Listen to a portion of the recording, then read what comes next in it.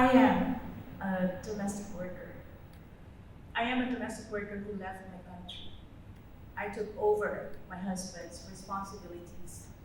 Responsibilities that for him was a burden, taking care of us and providing for our children.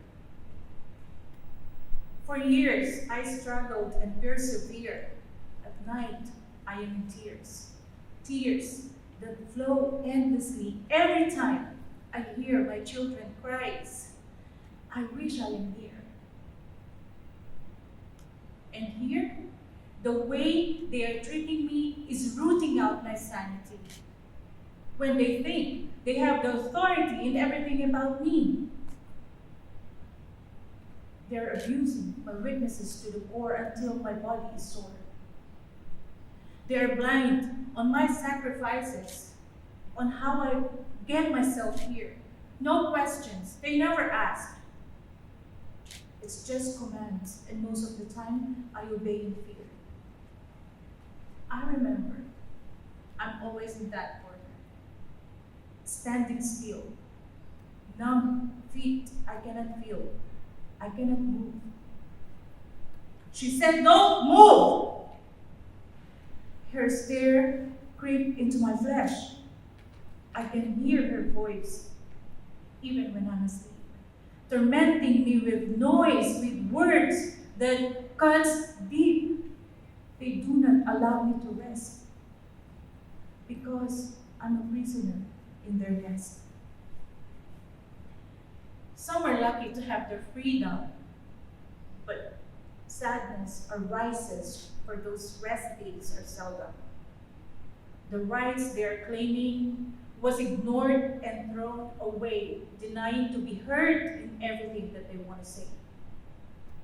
And that reminds me of a girl who was forced to marry to a man who was old enough to be her daddy.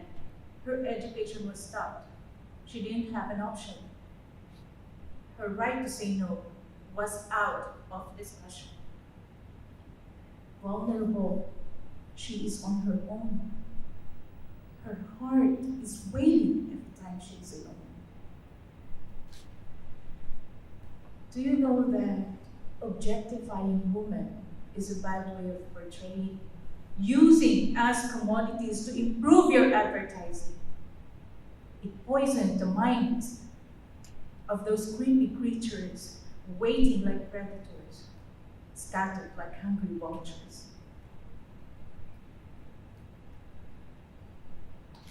Every woman deserves to be respected. Voices of innocence shouldn't be neglected. Equality in rights in every opportunities. And this is what we're fighting for in every communities. My rights. My right to be treated fairly and not slavery. My right to decide on what to do on my own body.